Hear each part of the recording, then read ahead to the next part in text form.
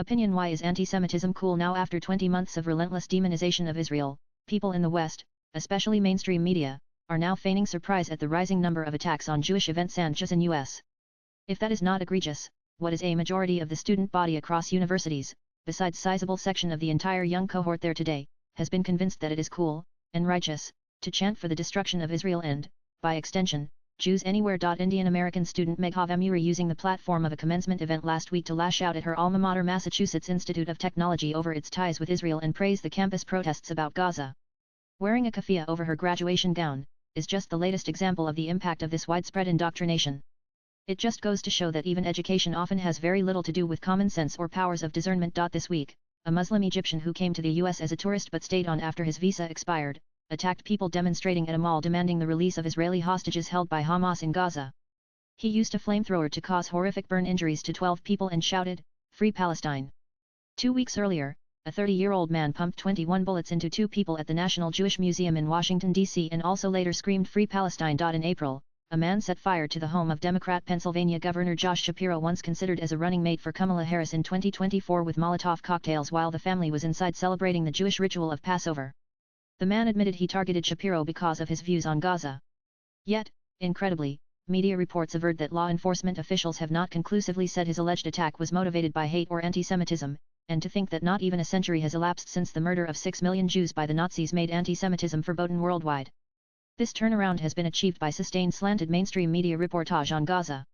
Apart from omitting context, gullible minds have been swayed via media and social media that Israel is not reacting to a murderous attack by Hamas, a known terror group, on its innocent citizens and sovereignty, but is driven by Islamophobia. This happens when obvious questions are deliberately not asked. The most long-standing of this ass-not-all-not charade relates to death tolls and Israel's choice of targets.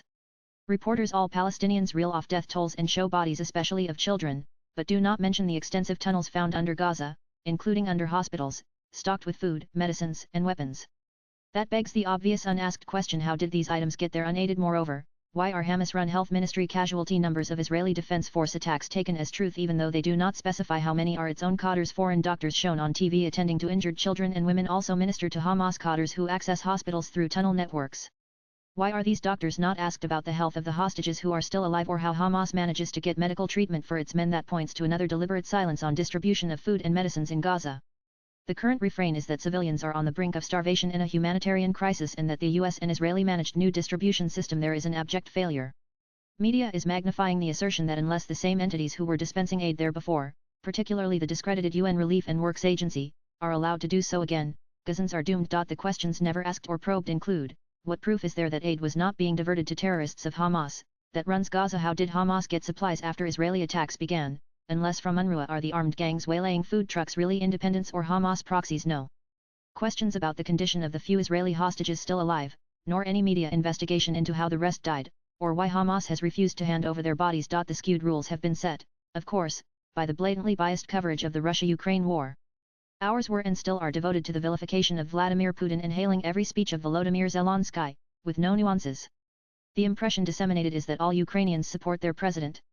Is such unanimity possible in a democracy? Dissent is taken as a given in Russia, a known autocracy, but none is assumed in Free Ukraine phone surveys in Ukraine, including by The Economist, whose findings on India are invariably grim. Claims Zelensky's approval now stands at 67-70%.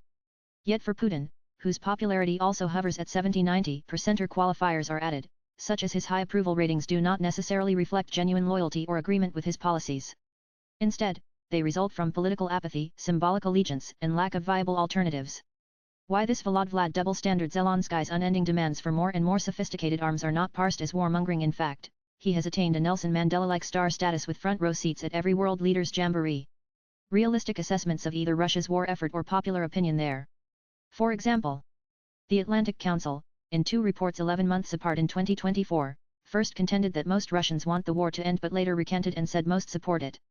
That raises serious doubts about the sources of Western information on Russia. India has also been relegated to the Russia-Israel doghouse by the Western media, which unleashed a similar biased coverage campaign on, first, the terror attack in Pahalgam and then India's Operation Sindoor retaliatory strikes, Pakistan's terror camps and military launch pads. The Western media has been seeking out dissenting voices in India but not in Pakistan. They have questioned all of India's statements, even when provided proof of veracity, but not Pakistan's. So, if any people should understand the danger of this sort of one-sided coverage and biased opinion-mongering, it is Indians. In the past decade, India has been the target of charges of all kinds from data fudging to genocide, in sync with its rising profile. India's economic credentials have been the focus of criticism and skepticism from the West for over a decade. The recent uptick in Western media attacks on its geopolitical moves, including OP Sindoor, are thus expected. Swipe left for next video. Being afraid of Islam, a less used definition of Islamophobia on Islamists, and therefore being chary of measures to counter terror groups and radicals lest they are accused of the better known definition of Islamophobia, has made the West cede far too much ground on anti-Semitism. How much longer will activists be allowed to propagate false or exaggerated narratives on gays, its roots, its reality, and its goals under Hamisto capture impressionable hearts and minds? The author is a freelance writer. Views expressed in the above piece are personal and solely those of the author. They do not necessarily reflect NEWS18's views. Latest blogs.